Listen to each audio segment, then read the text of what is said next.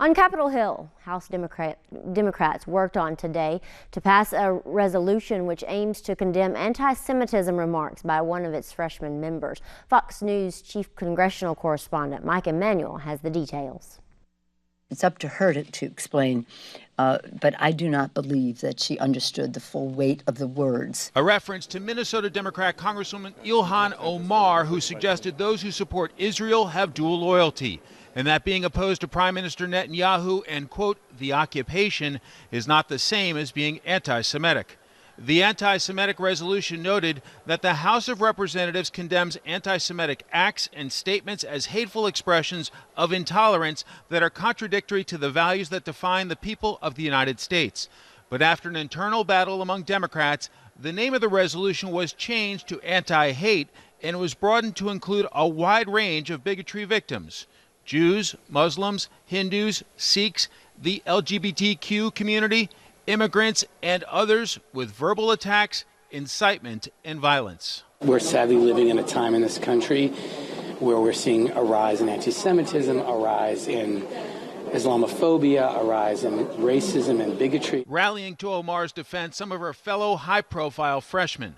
New York Democrat Alexandria Ocasio-Cortez has been tweeting her defense of Omar to nearly 3.5 million followers. There seems to be no problem at all with a zero-tolerance stance for simply asking about U.S. foreign policy.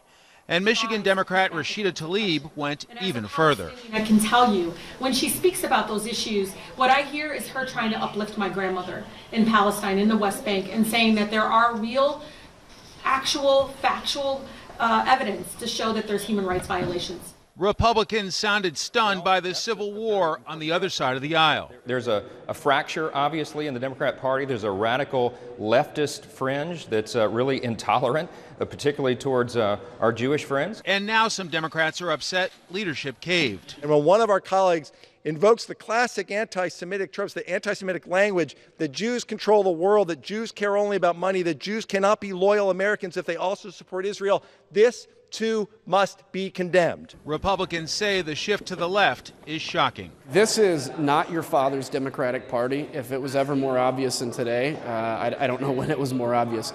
They can't agree to condemn anti-Semitism.